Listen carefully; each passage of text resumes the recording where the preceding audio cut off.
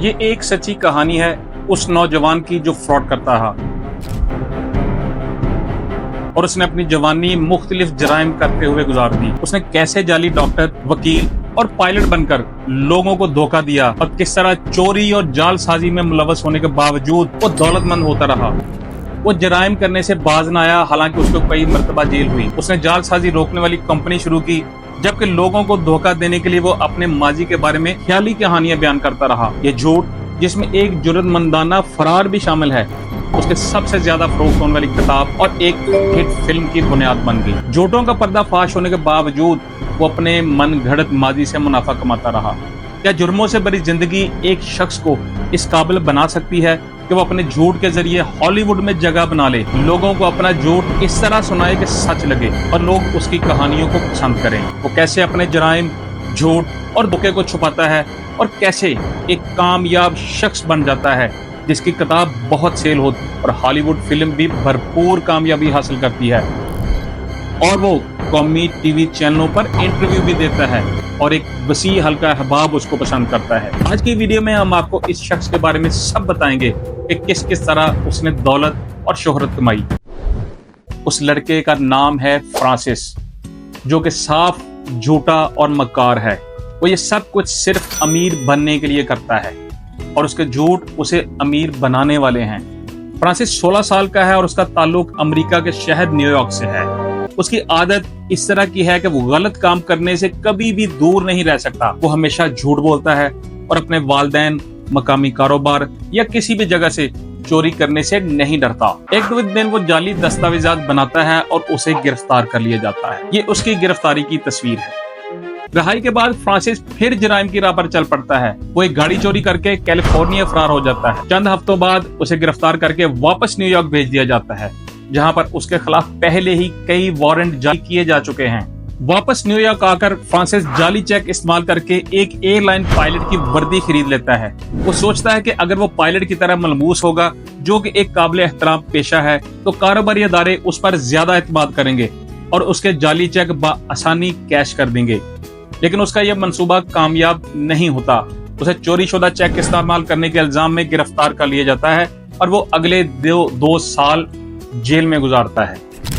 जब तक वो बाहर निकलता है वो 19 साल का हो चुका होता है।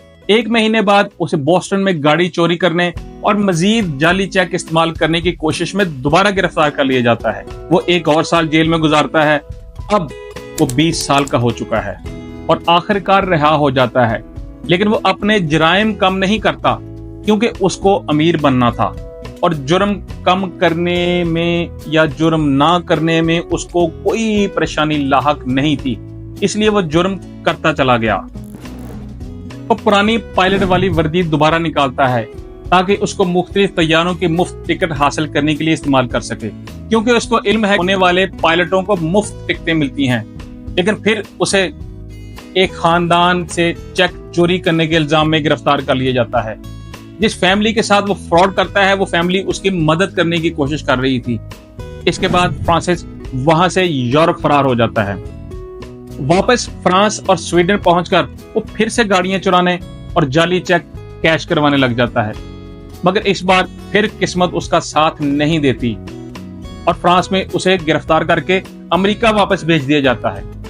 अब वो 22 साल का है और हैरत की बात यह है कि वो मुतवातर गिरफ्तारियों के बावजूद किसी भी सूरत झूठ और फ्रॉड छोड़ने पर तैयार नहीं है और वो दोबारा पायलट का लिबास पहनकर मजीद जाली चेक कैश करवाने की कोशिश करता है, मगर 4 महीने बाद उसे उसी जुर्म में दोबारा गिरफ्तार कर लिया जाता है।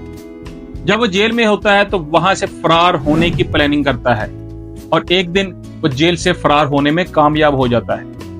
लेकिन चंद दिनों के अंदर ही उसे एक और जाली चेक कैश करवाने की कोशिश में दोबारा पकड़ लिया जाता है। इस बार उसे 12 साल कैद की सजा सुनाई जाती है, लेकिन चंद सालों बाद वो पैरोल पर रिहा हो जाता है। फिर उसे दोबारा गिरफ्तार कर लिया जाता है। इस बार उसको बच्चों के समर कैंप से आर्ट की सप्लाईज और कैमरे चोरी करने के इल्जाम में पकड़ा जाता है। तो इस वक्त फ्रांसिस तकरीबन 26 साल का हो चुका है। इस दौरान उसे एक पैरोल अफसर के गैराज में मुंतकिल कर दिया जाता है ताकि उसका अफसर उस पर नजर रख सके। और यहाँ ऐसा लगता है कि वो आखिरकार अपनी गलतियों से सीख रहा है। अब उसकी उम्र तकरीबन 27 साल हो चुकी है। रहाई के बाद फ्रांसिस अपनी एक धोखाबाजी रोकने की कंसल्टिंग कंपनी शुरू करने का फैसला करता है और साथ ही साथ वो जराइम रोकने के हवाले से सेमिनार से खिताब करना शुरू कर देता है, जहां पर वो लोगों को जराइम को रोकने के हवाले से तकारीर करता है। वो सबको बताता है कि वो एक मुजरिम था जो कि अब सुधर चुका है, लेकिन वो चेक, धोखाधड़ी, चोरी या पायलट बनने का जिक्र नहीं करता। वो लोगों को गर्विदा बनाने के लिए ख्याली कहानियां बना लेता है, कंकॉक्टेड स्टोरीज लोगों को सुनाता है। वो लोगों को धोखा देते हुए कहता है कि 16 से 20 साल की उम्र के दौरान वो एक अस्पताल में 1 साल के लिए बच्चों का डॉक्टर बना रहा, फिर 1 साल के लिए वकील और उसके बाद कुछ सेमेस्टर के लिए एक यूनिवर्सिटी में सोशियोलॉजी का प्रोफेसर बनकर रहा।